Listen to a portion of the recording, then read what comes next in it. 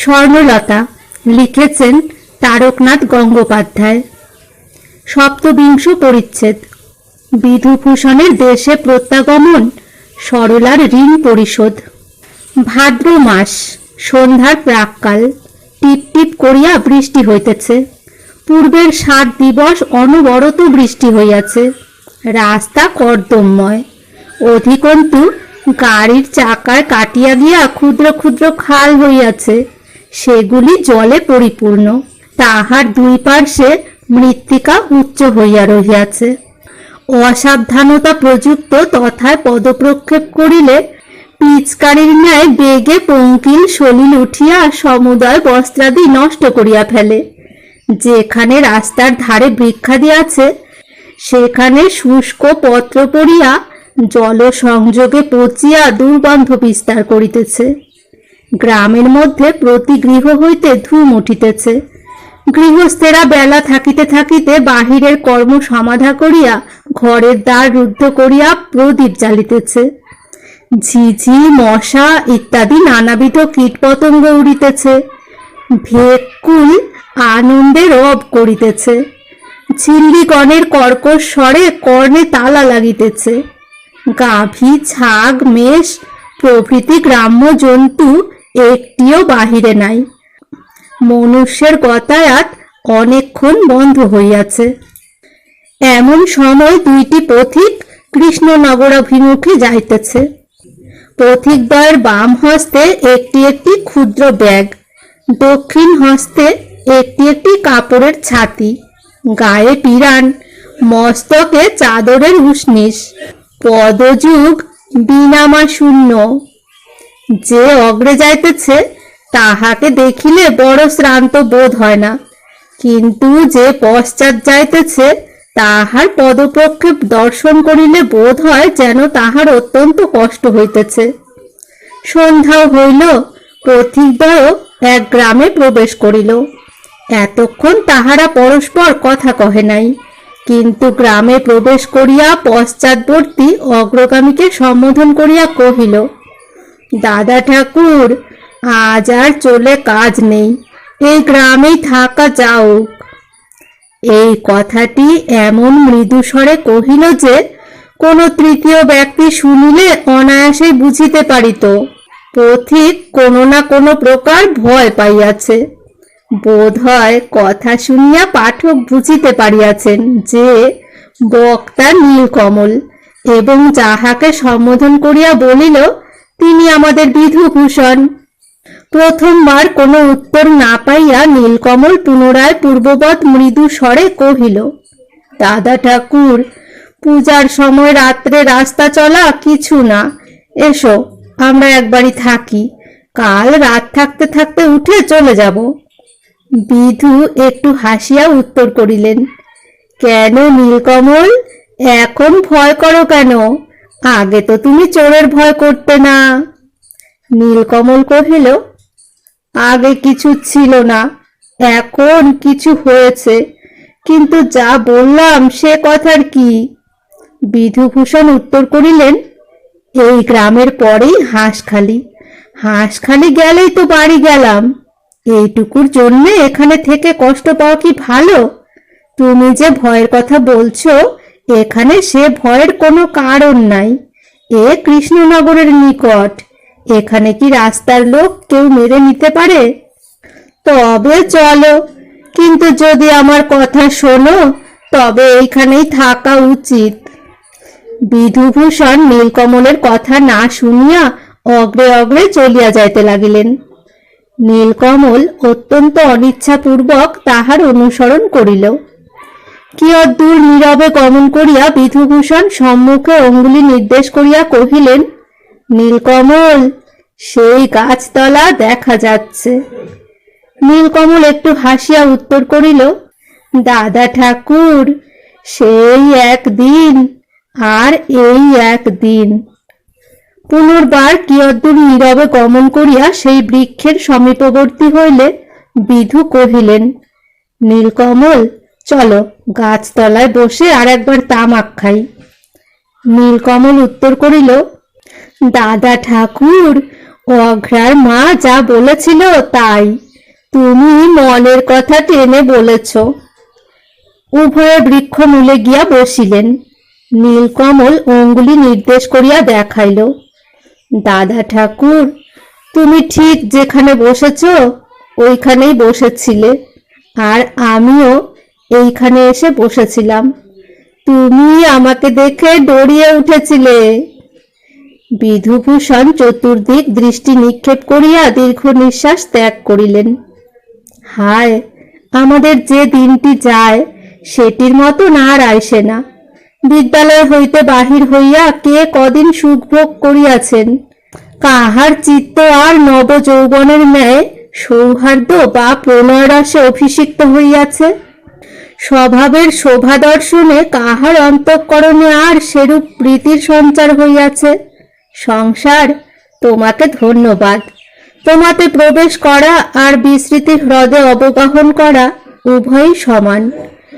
বিদ্যালয়ে থাকিতে যে সুহৃদকে অবলোকন করিলে ভাবনা চিন্তা দূর হইয়া যাইত, যাহার মুখে হাসি দেখিলে হৃদয়াকাশে শরৎচন্দ্রের জ্যোতির ন্যায় প্রভা বিকীর্ণ হইত, যাহার বিরহ মৃত্যু অপেক্ষাও অধিক ক্লেশকর বোধ হইত, সুখে দুঃখে সম্পদে বিপদে যাহার চির সহচর হইব মনে হইত, এখন সে প্রিয় সুহৃদ কোথায়? সকলে স্বার্থপরতা পাশে আবদ্ধ হইয়া আপন আপন চিন্তায় মগ্ন হইয়া রহিয়াছে। মুখ তুলিয়া অগ্রপশ্চাতে কে আছে দেখিবার অবকাশ নাই। 4 বৎসর অগ্রে বিধুভূষণের চিত্ত একরূপ ছিল, এখন আর একরূপ হইয়াছে। অর্থোপার্জনে প্রবৃত্ত হওয়া অবধি প্রকৃত সুখের সঙ্গে চিরবিদায় লইয়াছেন।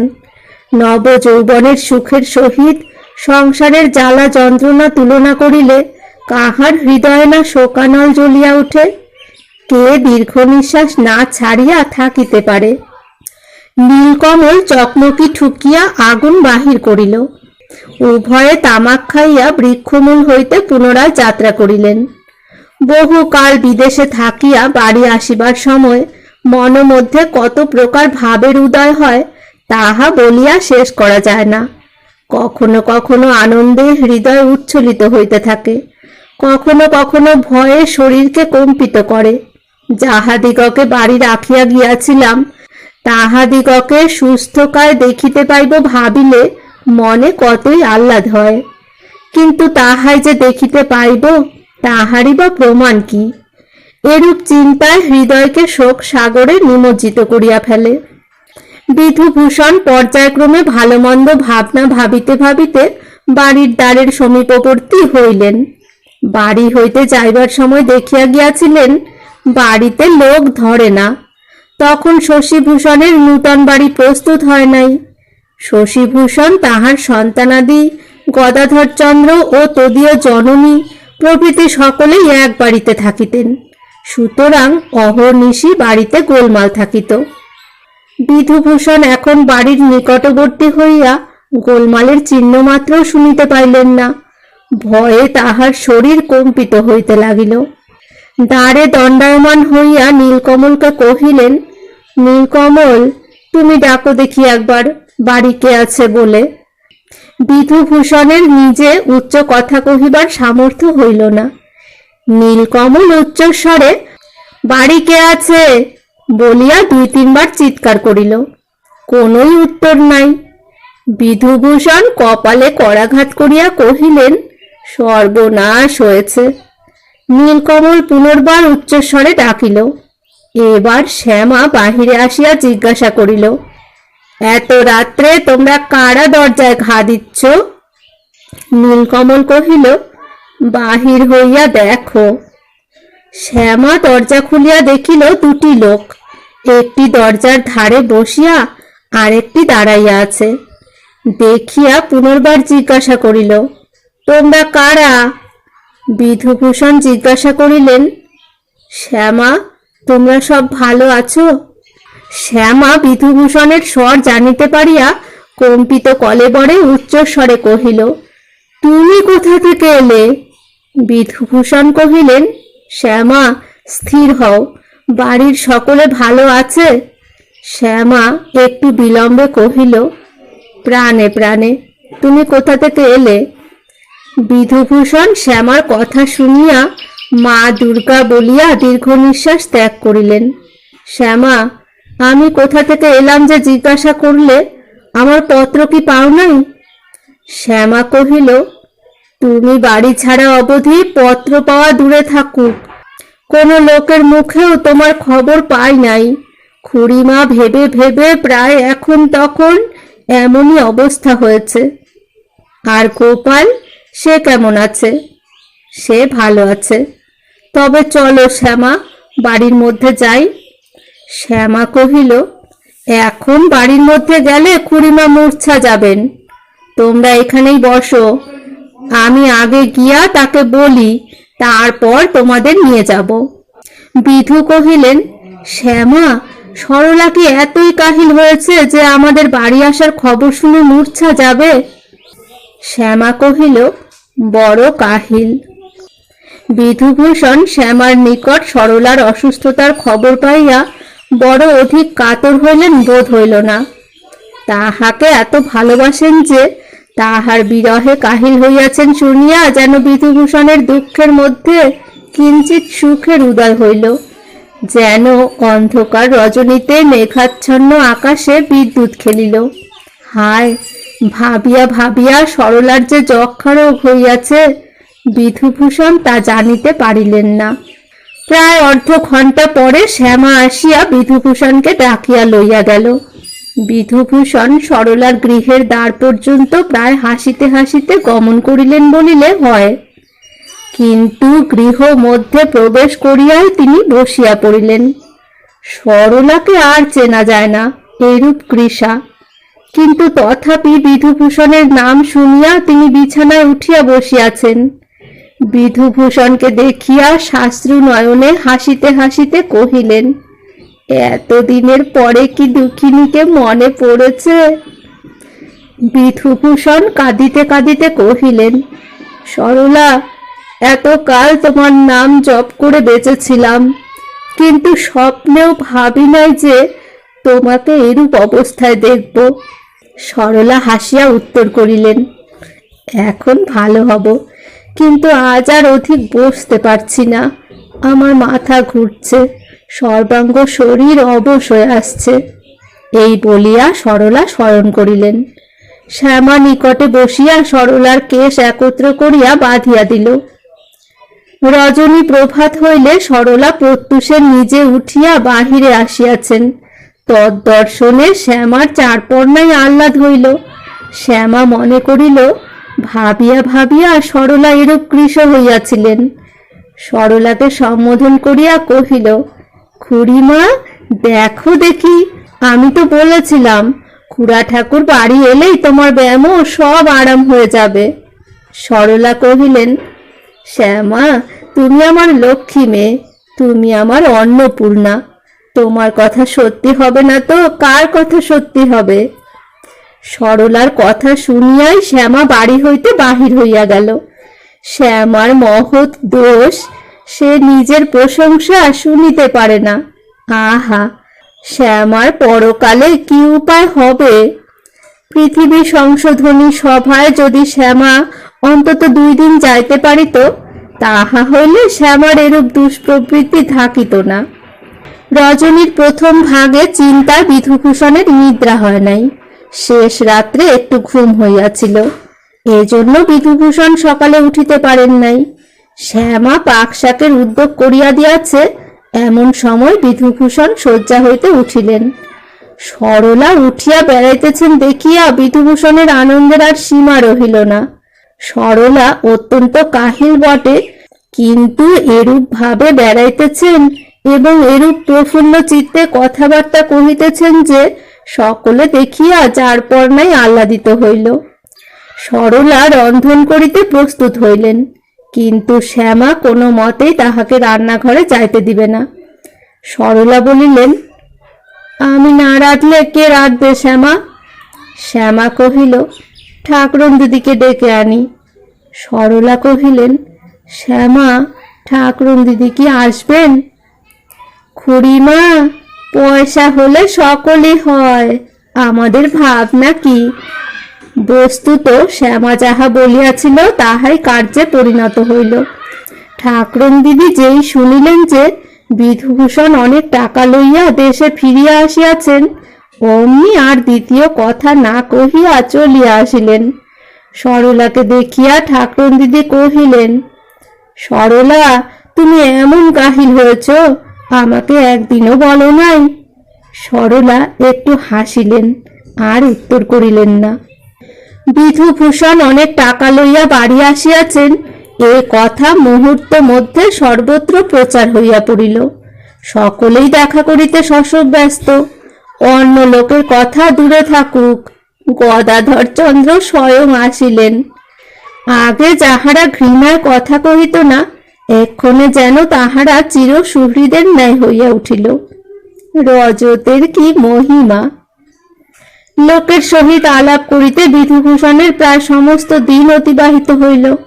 বাড়ির মধ্যে আসিয়া যে সরলার কাছে দুদণ্ড বসেন, সন্ধ্যার অগ্রে তাহার এমন অবকাশ হইল না। সন্ধ্যার সময় সকলে চলিয়া গেলে বিধুভূষণ বাড়ির মধ্যে আসিলেন। সরলা প্রাতঃকালে শরীরে এরূপ বল পাইয়াছিলেন যে তাহার মনে হইয়াছিল তিনি যেন পূর্বের ন্যায় নীরব অবস্থাতেই আছেন। বেলা 2 প্রহর পর্যন্ত সরলা সহাস্য বদনে ব্যস্ত সমস্ত হইয়া কাজকর্ম করিলেন, কিন্তু 2 প্রহরের পর হইতে তাহার হস্ত পদ বলশূন্য হইয়া আসিতে লাগিল।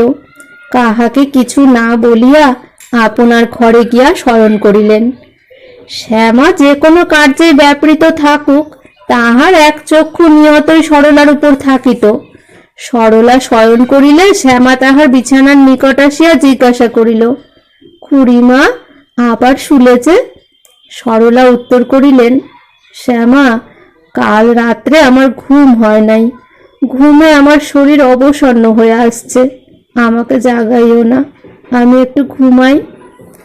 সরলা এই বলিয়া পার্শ্ব পরিবর্তন করিয়া শয়ন করিলেন। শ্যামা আপনার কাজ করিতে গেল। ক্ষণকাল পরে শ্যামা আবার সরলার বিছানার নিকটে গেল। সরলা এখনো নিদ্রা যাইতেছেন। মুখমণ্ডলে আর কোনো চিন্তার লক্ষণ নাই, প্রফুল্ল কমলের ন্যায় শোভা পাইতেছে। এত বৃষ্টি হইয়া গিয়াছে, বায়ু শীতল হইয়াছে, তথাপি সরলার ঘর্ম হইতেছে। শ্যামা অঞ্চল দ্বারা আপনার হস্ত পরিষ্কার করিয়া আস্তে আস্তে সরলার কপাল স্পর্শ করিল। কপাল শীতল, কিন্তু শ্যামার হস্ত স্পর্শে সরলা চমকিয়া উঠিলেন। পাছে তাহার নিদ্রাভঙ্গ হয়, এই আশঙ্কায় শ্যামা নিঃশব্দ পদসঞ্চারে তথা হইতে চলিয়া আসিল। শ্যামা বাহিরে আসিয়া ভাবিল, এখন গ্রীষ্ম কিছু নেই, তবু গা ঘামে কেন? কিন্তু সরলা বহুকাল শয্যাগত ছিলেন, আজই উঠিয়া বেড়াইয়া কাজকর্ম করিয়াছেন, সুতরাং শ্যামার কোনো ভয় হইল না, পরন্তু মনে করিল শ্রান্তি প্রযুক্ত সরলার শরীরে ঘর্ম হইতেছে। ক্রমে ক্রমে সন্ধ্যা সমাগত হইল, সরলার তথাপি নিদ্রাভঙ্গ হইল না। বিধুভূষণ বাড়ির মধ্যে আসিয়া সরলাকে নিদ্রিত দেখিয়া শ্যামাকে জিজ্ঞাসা করিলেন, শ্যামা, সেই ঘুম এখনো ভাঙে নাই? শ্যামা কহিল, না। শয্যার শিয়রে বসিয়া সরলার কপালে হাত দিলেন, কপাল যেন হিম পাথর। বিধুভূষণ কিঞ্চিৎ ভীত হইয়া সরলা, সরলা বলিয়া 3-4 বার ডাকিলেন। সরলা চক্ষু মেলিয়া বিধুভূষণকে দেখিতে পাইলেন, পাইয়া বিস্ময়াত্মক স্বরে কহিলেন, কে তুমি? বিধুভূষণের উত্তর দিবার পূর্বেই পুনর্বার কহিলেন, না, আমার ভুল হয়েছিল, চিনেছি এখন। তুমি বুঝি আমার গোপালকে নিতে এসেছ? তা পাবে না, আমি যাচ্ছি। সরলা প্রলাপ বকিতেছেন। বিধুভূষণ 3-4 বার বড় বড় করিয়া সরলার নাম ধরিয়া ডাকিলেন। সরলা উত্তর করিলেন, কি 100 বার ডাকো কেন? এই যাচ্ছি। এই বলিয়া সরলা পুনরায় চক্ষু মুদ্রিত করিলেন। বিধুভূষণ রোদন করিতে করিতে ঘরের বাহিরে আসিলেন। শ্যামাকে ডাকিয়া কহিলেন, শ্যামা, সরলা বুঝি ফাঁকি দিলে? তুমি ঘরে যাও, আমি দেখি যদি একজন ডাক্তার পাই। শ্যামা ঊর্ধ্বশ্বাসে দৌড়িয়া ঘরে আসিল, দেখিল সরলা পূর্ববৎ নিদ্রা যাইতেছেন। খুড়িমা, খুড়িমা করিয়া ডাকিল। সরলা উত্তর করিলেন না। নিঃশ্বাস স্বাভাবিক বহিতেছে, মুখভঙ্গি স্বাভাবিক আছে, কিন্তু সরলার শরীর শীতল হইয়াছে। শ্যামা পায়ের কাছে বসিয়া সরলার পায়ে হাত বুলাইতে লাগিল। গোপাল অনেক দিনের পর আজি মাতাকে একটু ভালো দেখিয়া ভুবনের সহিত খেলা করিতে গিয়াছে। বিধুভূষণ ডাক্তার ডাকিতে যাইবার সময় ভুবনদের বাড়ি ভুবনের মাতাকে সরলার অবস্থা জানাইয়া গোপালকে সে রাত্রে সেইখানে রাখিতে বলিয়া গেলেন। প্রায় 1.5 ঘণ্টা পরে বিধুভূষণ ডাক্তার সমভিব্যাহারে ফিরিয়া আসিলেন। ডাক্তারবাবু আসিয়াই রোগীকে একটু আড়ক খাওয়াইয়া দিলেন। পরে বসিয়া শ্যামা ও বিধুভূষণের নিকট সমুদয় বিবরণ অবগত হইলেন। ঘড়ি খুলিয়া সরলার নাড়ীর গতিক দেখিলেন। তৎপরে যন্ত্র দ্বারা সরলার বক্ষ ও পৃষ্ঠদেশ পরীক্ষা করিলেন। তখন বিধুভূষণ চিন্তাকুল চিত্তে ডাক্তারকে জিজ্ঞাসা করিলেন, কেমন দেখলেন মশায়? ডাক্তার উত্তর করিলেন, রোগ সাংঘাতিক, বাংলায় ইহাকে যক্ষা বলে। এ রোগ কখনো আরাম হয় না। পুস্তকে লেখে বটে যে দৈবাৎ আরোগ্য হলেও হতে পারে, কিন্তু আমি এই 30 বৎসরের মধ্যে একটিকেও আরাম হতে দেখি নাই। রোগীর চেহারায় বোধ হচ্ছে 4-5 বৎসর এ রোগের সূত্রপাত হয়েছে। বোধ হয় প্রথমাবধি যত্ন করলে আরো 2-1 বৎসর বাঁচার সম্ভাবনা ছিল, কিন্তু সে অনুমান মাত্র। এ রোগে কখন মৃত্যু হয় তার স্থিরতা নাই। এখন যে এত মন্দ দেখা যাচ্ছে, তবুও এমন হতে পারে যে এখনো 5-6 মাস বেঁচে থাকলেও থাকতে পারেন, কিন্তু তা নিতান্ত অসম্ভব। আমার বোধ হচ্ছে আজ শেষ রাত্রেই এর প্রাণ ত্যাগ হবে। আজ সকালবেলা হতে 2 প্রহর পর্যন্ত ভালো ছিলেন। সে কেবল আপনার আগমন প্রযুক্ত, তাতেই রোগীর মনে উৎসাহ উৎপাদিত হয়েছিল। কখনো কখনো সুসমাচার পেলে অন্তজলের রোগীও পুনরায় সংজ্ঞা লাভ করে, 4-5 দিন বেঁচেও থাকে। বোধ হয় আপনি যদি এমন সময় বাড়ি না আসতেন, তাহলে আরো কিছুকাল বেঁচে থাকতেন। কোনো উৎসাহ হলেই কিঞ্চিত পরে তাহার বিপরীত ফলোৎপত্তি হয়। রোগীর তাই হয়েছে। বাঁচতেও পারেন, নাও পারেন, কিন্তু আজ বাঁচলেও অধিক দিন জীবিত থাকবেন না। ডাক্তারের কথা শুনিয়া বিধুভূষণ ম্রিয়মাণ হইলেন। হায়, আমি সরলার মৃত্যুর কারণ বলিয়া ক্রন্দন করিয়া উঠিলেন। ডাক্তারবাবু কহিলেন, আপনি যদি অমন ছেলে মানুষের মতন কাঁদেন, তাহা হলে আপনি এ ঘরে থাকবার যোগ্য নন। এখনো বলা যায় না কি হবে, হয়তো বাঁচতে পারেন, কিন্তু অমন গোলমাল করলে সে সম্ভাবনা তত থাকবে না। বিধুভূষণ কহিলেন, মহাশয়, আর না, আর কাঁদব না, কিন্তু বিবেচনা করে দেখুন, আমি বাড়ি না এলে আর কিছুকাল বেঁচে থাকবার সম্ভাবনা ছিল। এ কথা শুনে কি আমি না কেঁদে থাকতে পারি? ডাক্তার সস্নেহে বিধুভূষণের হস্ত ধারণ করিয়া কহিলেন, সে অনুমান মাত্র, আমি তো পূর্বেই বলেছি। কিন্তু তা না হলেও গত বিষয় লয়ে কষ্ট পাবার দরকার কি? যে বিষয় আর সংশোধিত হবার জোর নাই, তা মনে না করাই ভালো। বিধুভূষণ চুপ করিয়া বসিলেন। ডাক্তারবাবু অনন্য মনা হইয়া সরলার মুখপানে নিরীক্ষণ করিয়া রহিলেন। ক্ষণকাল পরে সরলার ঠোঁট নড়িল। সরলা অস্পষ্ট স্বরে যেন জল জল বলিলেন। শ্যামা জল দিতে গেল। ডাক্তারবাবু শ্যামার হস্ত হইতে গেলাস লইয়া একটি ঝিনুকে একটু জল আর একটু আড়ক একত্র করিয়া সরলাকে খাওয়াইয়া দিলেন। সরলা খাইয়া মুখ বক্র করিয়া কহিলেন, বড় ঝাল। ক্রমে ক্রমে সরলার চৈতন্য হইল। বিধুভূষণ আর থাকিতে পারিলেন না। কাঁদিতে কাঁদিতে সরলাকে কহিলেন, সরলা, তোমার আর একদিনের তরে সুখ হলো না।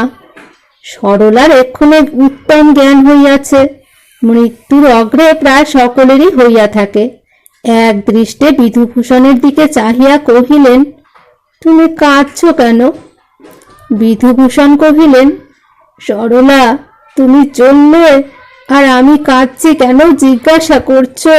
সরলার প্রেমময়ী মূর্তি অবলোকন করিয়া ডাক্তারবাবু রুমাল দিয়া চক্ষু মুছিলেন।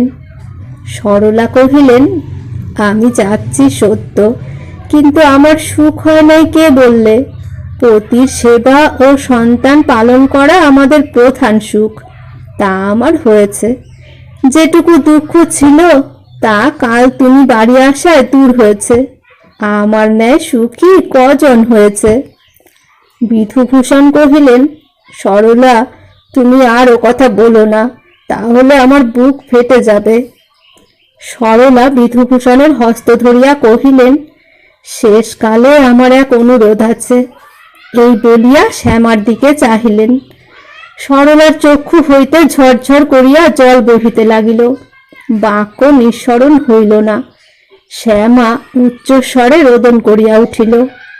ডাক্তারবাবু থামাইবেন কি, তাহারও আর কথা কহিবার সামর্থ্য রহিল না। অবিশ্রান্ত কেবল রুমাল দিয়া চক্ষু মুছিতে লাগিলেন। বিধুভূষণের হস্ত সরলার হাতেই আছে। তিনি একটু পরে কহিলেন, অনুরোধ এই যে, শ্যামাকে কখনো দাসী বলে মনে করো না। চিরকাল তোমার যেন জ্ঞান থাকে যে শ্যামা তোমার আপন মেয়ে। সরলা আবার চুপ করিলেন। বিধুভূষণ কহিলেন, সরলা, শ্যামা শুধু আমার মেয়ে নয়, শ্যামা আমার মা। শ্যামা ছিল বলেই আমরা এখনো বেঁচে আছি। শ্যামা গৃহ হইতে চলিয়া গেল। ডাক্তারবাবু অনেক চেষ্টা করিয়া চক্ষু মুছিয়া ঝিনুকে করিয়া আরেকটু ঔষধ সরলার কাছে লইয়া গিয়া কহিলেন, একটু খাউন দেখি। সরলা কহিলেন, আর কেন, ঔষধের আর আমার দরকার কি? বিধুভূষণ কহিলেন, সরলা, খাও, এখনো তোমার পীড়া তত শক্ত হয় নাই। সরলা কহিলেন, আমার নিজের শরীরের ভাব আমি বুঝি। আমি এতদিন মরে যেতেম, কেবল তোমাকে দেখবো বলেই জীবনটি বেরোয় নাই। একবার আমার গোপালকে ডেকে দাও। বিধুভূষণ ডাক্তারবাবুর দিকে চাহিলেন। ডাক্তারবাবু কহিলেন, এখন আর কি, যা বলছেন তাই করো। শ্যামা দৌড়িয়া গিয়া গোপালকে কোলে করিয়া আনিল। সরলার নিকট আনিয়া নামাইয়া দিতে গেল। সরলা কহিলেন, না না, অমনি থাক। তখন গোপালের এক হাত ও শ্যামার এক হাত ধরিয়া কহিলেন, গোপাল, তুমি সেদিন যে দিব্যি করেছিলে তা মনে আছে তো? শ্যামা তোমার মা, তোমার যথার্থ মা। দেখো তোমার যেন দিব্যি মনে থাকে। পরে শ্যামার দিকে চাহিয়া কহিলেন, শ্যামা, তুমি আমার বিস্তর করেছ। আমার মা বাপও এমন করতেন না। আমার গর্ভের মেয়ে এমন করতো কিনা সন্দেহ। তোমার ধার এ জন্মে তো হলোই না, আর কোনো জন্মে যে শোধ দিতে পারবো তাহাও অসম্ভব। আমি তোমাকে কি দেব? আমার সর্বস্ব ধন গোপাল। শ্যামা, গোপালকে আমি জন্মের মতো তোমাকে দিয়ে গেলাম। সরলার কথা শুনিয়া সকলে ক্রন্দন করিতে লাগিল। চক্ষের তারা দেখিতে দেখিতে মস্তকে উঠিল। সকলে ধরাধরি করিয়া সরলাকে বাহিরে আনিল। মুহূর্তেকে সরলা জন্মের মতন চক্ষু মুদিত করিলেন।